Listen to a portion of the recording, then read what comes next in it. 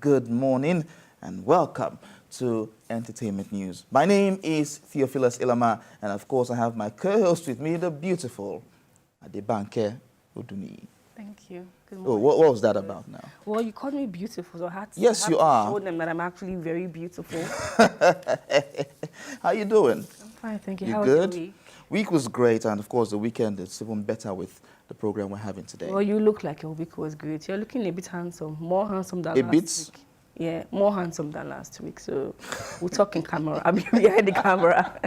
Thank you very, very much. Of course, as usual, we have an exciting time today, actually. We'll be talking about several things and having these discussions here and there. Of course, we're going to be having Makeda Solomon, a UK-based award-winning Jamaican actress, with us to discuss the therapeutic and advocacy function of live theatre. Of course, she's also an acting coach, a producer, creative arts therapist, performance poet, motivational learning performance coach, and intuitive touch therapist. And later on, we have the icing on the cake. And of course, we're going to be having a Guinness World Record holder here with us in the studio. You do not want to miss that. But first of all, before we go to Makeda, let's talk about the recent happenings this week. Ola Dips, what happened? He resurrected from the dead. From the dead? Yes, he resurrected. I remember last week, there was breaking news everywhere. Ola Dips is dead, and it was shocking because people started bringing pictures of him and Mohbad together and started making some comments, and suddenly... Connections and all. But what happened was that, like, when I first heard the story that he was dead, I was like, oh my God, that is so sad. Why are young people dying? Yes. And then some days later, his friend posted a video of him like vibing to a song or something on Instagram and said something that I don't believe, something about I don't believe that you are gone, you get. And then later on, people came for that friend, you get, and then he now went to apologize that he does not want to believe that Ola Dips is dead. And that's where the controversy started, that is this guy dead? And or rather, is he just trying to, should I say, undertake a publicity stunt because he wants his album that is coming out, Proof of Life, to sell more. Because, you know, when Mohbad died, God rest his soul, his songs became very popular. I mean, his songs were everywhere. Maybe Ola Dips was trying to do this. I don't know why he did it. And maybe also, I'm also trying to play the devil's advocate. Okay. Maybe God resurrected him. Maybe there was a miracle. And if it's that case, then thank you, Jesus. But if it's not that... This is also the same thing Skippy did in 2015. The same. But Skippy was saying that people was trying to promote an art and people were not ready for. So, of course, it is what it is. I feel like it's really insensitive because death is finality. Very sensitive discussion. Death is like once a person dies, that is all. After the funeral, that is all. You're not seeing the person again apart from memories and pictures and videos. That's all. So why would you do that? Why would you, should I say, I mean, for me, many of them calls it art. No. I mean, let's even imagine Mohbad's family now. I guess that maybe when they heard about like Ola Dips there, they would have felt like so triggered. What's happening in the industry? They are still having like issues with his own death and all, and then they hear another one that Ola Dips, a friend of Mohbad, is dead, and now they hear that he's not dead, he's actually alive. And I can't even imagine what they're going through. Yeah. But I mean, it is well. It is actually. All right, at this point, we are going to begin with Makeda, who's joining us online via Zoom. Thank you very much for joining us at this point. Of course, we are talking about the therapeutic nature of theatre. And as a touch therapist that you are, a revered one in the industry, we would like to know of how important or how therapeutic is live theatre. I go to the theatre to watch a live performance. How therapeutic can this be? Well, first of all, good morning, Nigeria, and thank you for having me on the show this morning. Theatre for centuries, age-old adage that, you know, theatre is life, life is theatre, because what we're doing, we're reflecting humanity's story on a stage. On a stage, it could be a traditional stage, it could be a stage anywhere. Theatre can be done in any type of space and place. So by persons being able to reflect on what they're seeing externally on a stage, whatever in that story that is being portrayed, a human being can connect with and identify with the sentiments of the play, it has the potential to transform thoughts, minds, lives, situations, to shed new light on information or situations in your life, and raise awareness that there are a myriad of things that theatre can do to alter the psyche of the human being. Well, this sounds really exciting, and it's a departure from the norm. But I want to know, why did you choose this line of career? What inspired you, and what was or is your mission?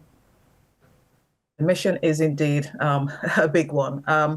I started in community theatre in the UK, where I was born, and I sauntered into it as an activity, a part-time activity, which was supplementary to my full-time profession, and I fell in love with it. The power it had to not only express yourself and to deal with any issues. I think primarily back then, being in the UK, it was the issue of being a Black woman, an African woman, though born in the United Kingdom to Jamaican-born parents. I still consider myself an African woman. And the fact that I was dealing with issues of whether racism being dealt with differently to my other, persons in my whether classroom situation or in workplace later on. So what theatre gave me was a sense of mirroring myself, seeing myself on the stage or portraying myself as an African woman in various situations. So the community theatre setting had our theatre group, which was Open Door Theatre Company back in the day.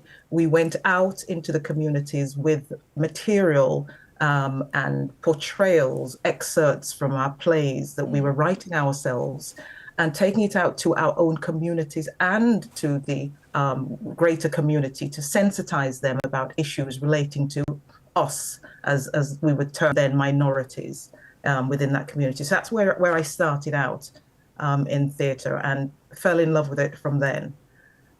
So the mission today, sort of nearly 4 decades later, is still utilizing the power of theatre and creative expression, because what happens when you're using theatre, psychodrama, drama therapy as a therapeutic medium is that you're allowing people to sort of suspend their sort of left brain focus and thinking about whatever issues, traumas they are dealing with in life, and things that may even be buried deep into their subconscious. So they may not even realize that these traumas are still impacting their lives.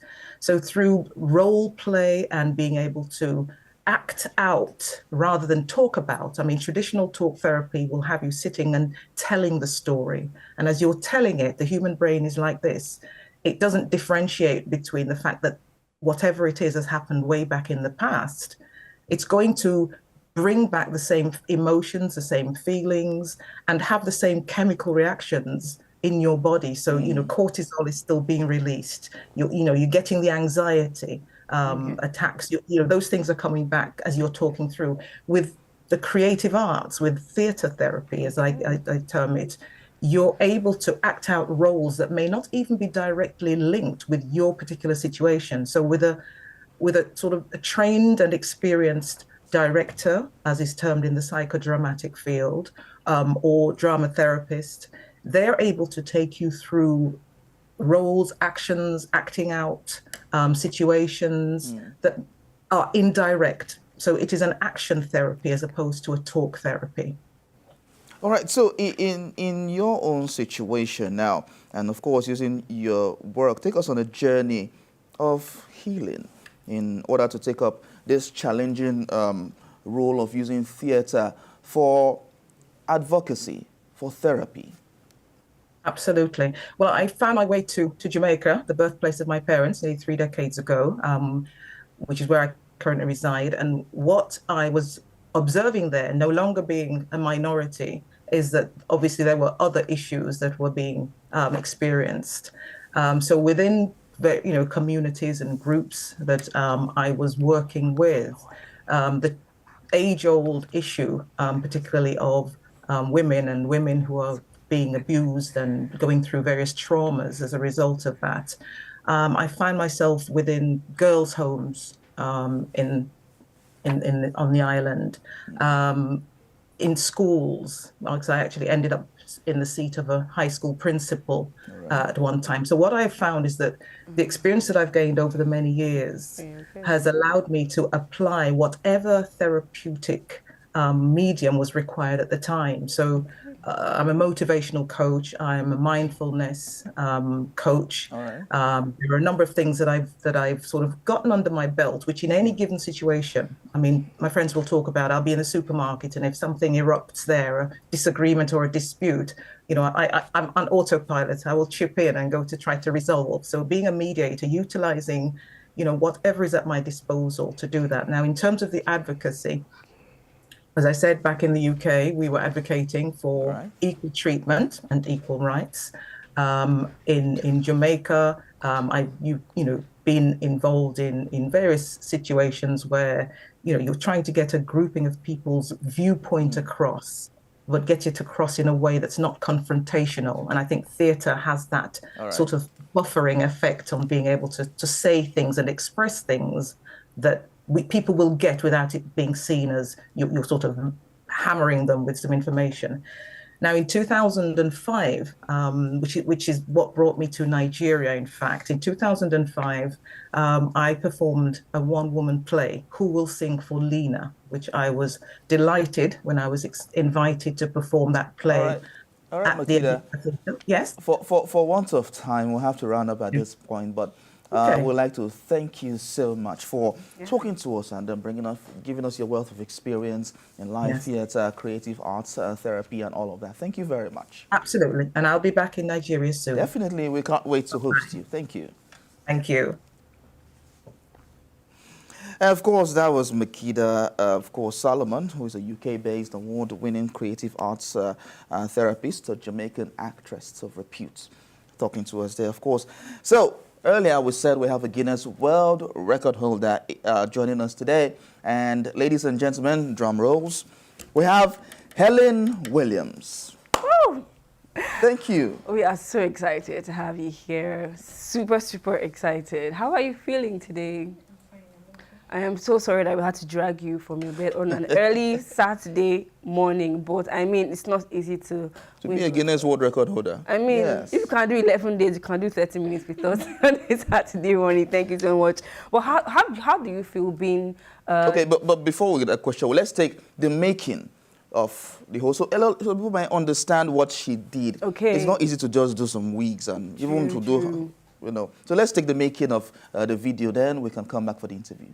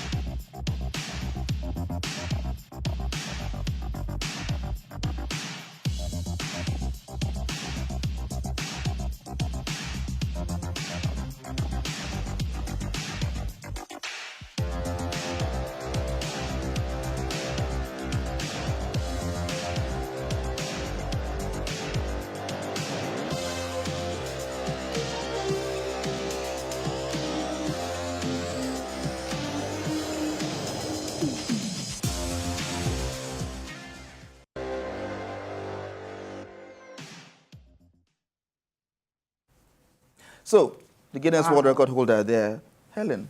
Wow. Why did you decide to do this? Growing up, my dad, he do buy so many books for us. And then Guinness World Record book was among those books. And then I was very young and I thought those people don't exist, long nails, long. So growing up, I'm a professional wig maker. And this records, it's not as if nobody in the world has done it before. And I looked at it, it's very, very challenging, but I saw that it's something I can do. So why not go for it? If it's something I can do, there's nobody in the whole world that has done it before. So that's why I tried to go for it. Well, how does it feel being a world record holder? I want to know your feelings. How do you feel? Because I'm excited to be in the presence of royalty this morning. So how do you feel? I still can't explain it. I'm very happy. I can't believe that little girl from Lagos is a world record holder. Not just a world record holder, the first person in the world to set the record. So, yeah. So what challenges did you encounter while attempting this world record? Even before the attempts, I went through so many challenges. After the approval, which was June 4th, there was no drama online in regards to Guinness World Record then. So after investing so much money in the air bundles, I started seeing people like so many drama. But at that point, I've already invested a lot. I could not stop. I wanted to stop, but my team told me I can't. I have to continue. So even during the attempt, after some days, I started getting weak, but it was worth it. It was worth it. 11 days. Yes. And let's have an inkling on how much you spent, because there's an amount that's flowing everywhere, but how much did you spend on all of this? Buying the air bundles and material, I spent over 2 million, but for the whole attempt, everything, I spent almost 6 million naira. 6 million naira. So let me ask an obvious question everybody have been asking. What's in it? Why? I'm a wig maker. I'm a wig instructor. We make wigs for people. We package it. So I see it as an investment. I see it as an investment. And for me to be the #1 in the world is good for my brand. So who else should do it? I feel like who else should do it if not me? Because if I don't do it, I don't want to look back many years and say, why didn't I do this when I knew I could do it? Yeah. Okay, but how did you prepare? Not in terms of like finances now, like how did you prepare psychologically? Psychologically, you get physically. Did you have to work out? I know Hilda Basti told us that she had to work out before she eventually started her attempt. So how was your preparation journey like? Yeah. I make wig almost every day, or every day I make wigs. So it's just like doing my job, but I was not prepared mentally in terms of maybe bullying. Bullying online. Bullying online. Oh, yeah, the first 3 days, there was like live video. Yes. But each time I look at it, of course, friends and family supported me. They were like cheering me up.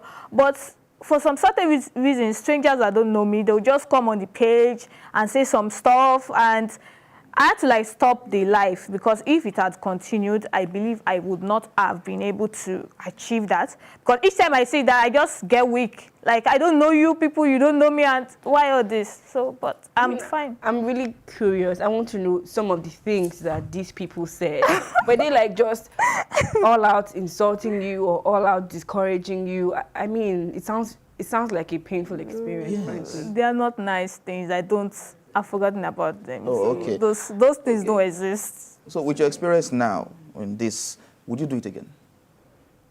Like, would you attempt again? Yes. To break the record? Your own record? Yes. But if you could break another record? Okay, for me to break my record, Yes. like, is this something I would want, with what you've experienced, Yeah. the challenges, the sweats and the finances and everything, would you want to attempt this again? Yes. it's worth it. It's so I make wigs, so it's just like me doing it. They are very challenging, but it's something I can do. So why not do it? Okay. It's worth it because everybody is proud of me. Yes, they are surprised. We certainly are. We certainly are. However, for my final question from me, there are other people that obviously are looking at you that, and oh my God, I want to be like Helen Williams. I want to break a world record. What would you say to those people, knowing what you went through and know the cyberbullying included? The first thing I would tell them is do it the proper way, which is get approval before going, doing anything. Just get the approval first. Because if you are doing something without approval, it doesn't make sense. So get approval, and you need to work hard. It's not all about the attempt. After the attempt, you are not the record holder. That's just the beginning. So it's up to Guinness to see if this person really did it the right way. So you need to work very hard. And if you set your mind to it and work very hard, you can achieve it. So nobody has done this at all? Nobody. I'm the first in the world. Okay, so they're asking me a question to ask you. Why didn't you wear the wig here? Theophilus. Do you know how long? No, do you know how long that wig is? That wig now is the #1 in the world. So it's not something. Just like I've told people before, it's in a place whereby people can come and look at it on specific days. So I can't go about. So where particularly? In my office. In my office. Where's your office? My office? Yes. I have an office at Mero. I have one at Magodo. Okay, so people can come to your office. But not, they need to contact us and let us know they are coming. They can't just... Appointment, yes. Oh, via appointment. All right, no problem, no problem. Thank you very much, of course, for talking to us at this point and giving us how the challenges, of course, the whole experience, Helen. Thank you very much for coming. Yeah, thank you for gracing us with your presence. Thank you for having me too, yeah. Well, that was Helen Williams, of course, talking to us about everything that went down during the record-breaking attempt. And, of course, she says she can do it again. She can attempt to do it again if possible. All right, thank you very much. Of course, that's all for this segment. My name is Theophilus Adibanke. Yes, and that's me, Adibanke. But I want to know, Theophilus, if you could break any world record, what would you do? Off camera. Thank you very much. Sports comes up next. Stay tuned.